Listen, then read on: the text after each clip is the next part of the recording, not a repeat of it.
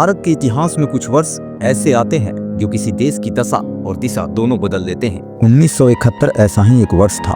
उस समय भारत की प्रधानमंत्री थी इंदिरा प्रियदर्शिनी गांधी। यह वही साल था जब उन्होंने न केवल भारत को एक युद्ध में नेतृत्व दिया, बल्कि विश्व राजनीति के सामने यह भी साबित कर दिया कि भारत अब कमजोर, दबा हुआ और दिशाहीन देश नहीं रहा। 1971 की कहानी केवल भारत पाकिस्तान की युद्ध की कहानी नहीं है। यह कहानी है एक महिला नेता के अदम्य साहस की, कूटनीतिक सूझबूझ की, राजनीतिक दूरदर्शिता की और फैसले लेने की असाधारण क्षमता की। 1971 को समझने के लिए थोड़ा पीछे जाना जरूरी है, लेकिन उससे पहले अगर अब तक आपने मेरे चैनल को सब्सक्राइब नहीं किया है तो जल्दी से मेरे चैनल को सब्सक्राइब करें। 1966 में लाल बहादुर शास्त्री के निधन के बाद कांग्रेस पार्टी ने इंदिरा गांधी को प्रधानमंत्री बनाया था। बहुत से वरिष्ठ नेता मानते थे कि इंदिरा गांधी अनुभवहीन है, इसलिए उन्हें गूंगी गुड़िया कहा गया। लेकिन इंदिरा गांधी ने धीरे धीरे पार्टी के भीतर अपनी पकड़ मजबूत करनी शुरू कर दी। 1969 में कांग्रेस का विभाजन हो गया। कांग्रेस ओ, कांग्रेस आर। कांग्रेस वो जो पुराने नेताओं की थी और कांग्रेस आर जो इंदिरा गांधी की पार्टी बनी। इंदिरा गांधी ने बैंकों का राष्ट्रीयकरण किया, प्रिवी पर्स खत्म किया और समाजवादी नीतियों को आगे बढ़ाया। इन फैसलों से वे जनता के बीच लोकप्रिय होती गई। 1970 आते आते कांग्रेस आर अल्पमत में आ गई, संसद भंग कर दी गई और 1971 में नए चुनाव घोषित हुए। गरीबी हटाओ चुनावी युद्ध की शुरुआत और 1971 के आम चुनाव इंदिरा गांधी के लिए पहली बड़ी राजनीति परीक्षा थे। उन्होंने नारा दिया, गरीबी हटाओ। यह नारा सीधे भारत की आम जनता के दिल से जुड़ा था। देश उस समय महंगाई, बेरोजगारी और सामाजिक असमानता से जूझ रहा था। पुरानी कांग्रेस के नेता, जनसंघ, स्वतंत्र पार्टी और समाजवादी दल सब इंदिरा गांधी के खिलाफ एकजुट थे। इस गठबंधन को ग्रैंड अलायंस कहा गया, लेकिन इंदिरा गांधी अकेले मैदान में उतरी। वे गांव-गांव गई, शहर शहर घूमी, रैलियां की। उनकी आवाज में आत्मविश्वास था। चुनाव हुए और परिणाम ने सबको चौंका दिया। कांग्रेस आर को भारी बहुमत मिला। इंदिरा गांधी अब निर्विवादित नेता बन चुकी थी। जनता ने उन्हें अपना पूर्ण समर्थन दे दिया था। इधर पूर्वी पाकिस्तान में उठता तूफान, उधर भारत के पड़ोस में एक अलग ही संकट जन्म ले रहा था। पाकिस्तान दो हिस्सों में बटा हुआ था, पश्चिमी पाकिस्तान और पूर्वी पाकिस्तान।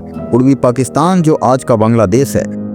पूर्वी पाकिस्तान में बंगाली जनता पर पश्चिमी पाकिस्तान का शासन और अत्याचार लगातार बढ़ रहा था।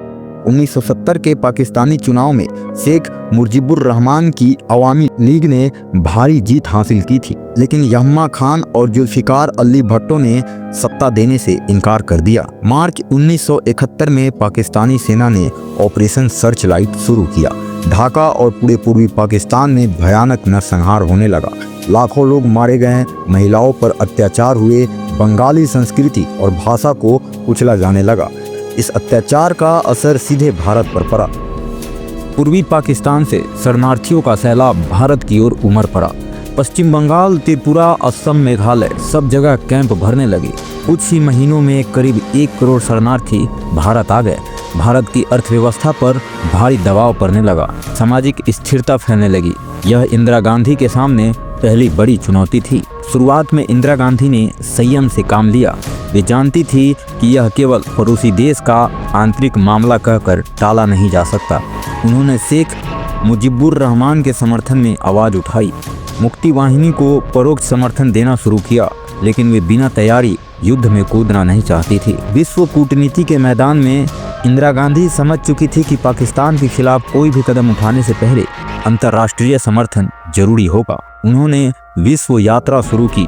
वे गई सोवियत संघ, America, Britain, France, Germany, Australia, कई यूरोपीय देश गई। हर मंच पर उन्होंने एक ही बात कही, पूर्वी पाकिस्तान में जो हो रहा है वह मानवता के खिलाफ अपराध है।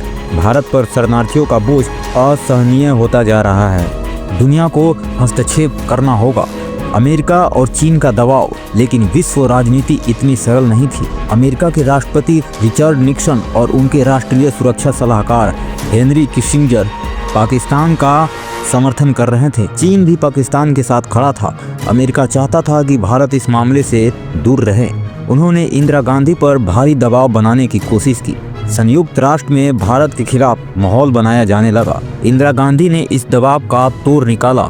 अगस्त 1971 में भारत ने सोवियत संघ के साथ भारत सोवियत शांति मित्रता और सहयोग संधि पर हस्ताक्षर कर दिए। यह संधि इंदिरा गांधी की सबसे बड़ी कूटनीतिक जीत थी।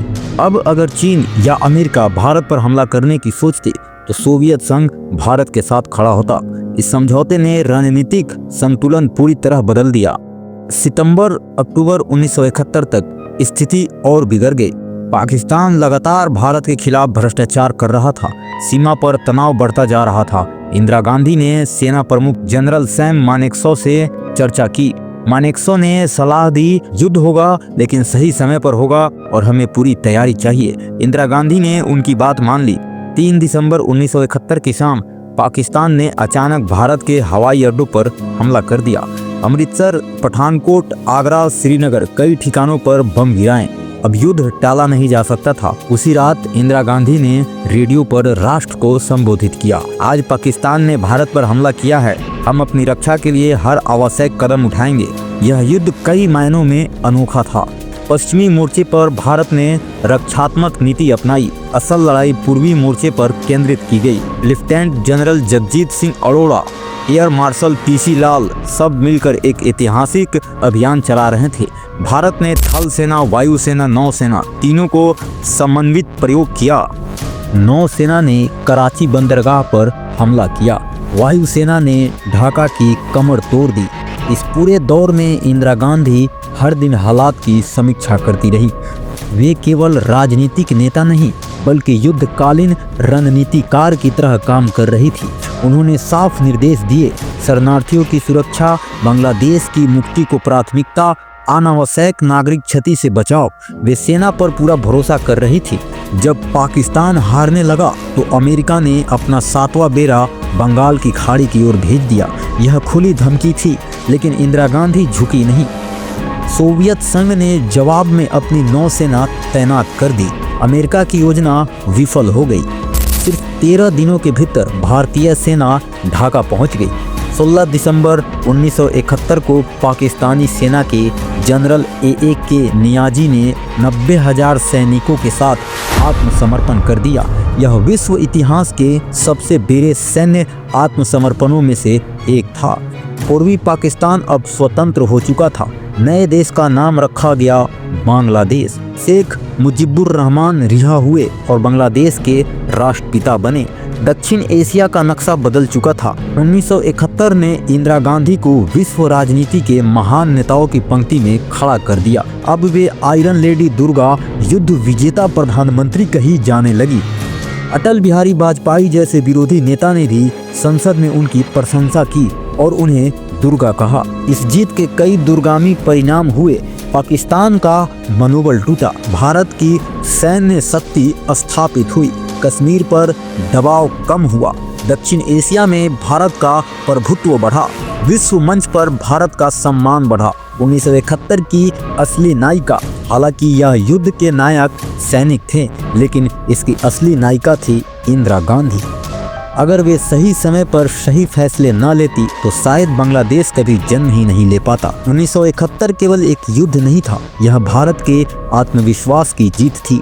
यह लोकतंत्र और मानवता के पक्ष में लिया गया एक ऐतिहासिक निर्णय था और उस निर्णय के पीछे खड़ी थी एक दृढ़ निश्चयी प्रधानमंत्री इंदिरा गांधी। उन्होंने साबित किया कि नेतृत्व का अर्थ उम्र या लिंग से नहीं बल्कि साहस और दूरदर्शिता से तय होता है। 1971 का वर्ष हमेशा याद दिलाता रहेगा कि इतिहास वही बदलते हैं जो कठिन समय में कड़े फैसले लेने का हौसला रखते हैं। सच दफन नहीं रहता। इतिहास के पन्नों में छुपे राज अब सामने आएंगे। वेरिटस डॉक्स।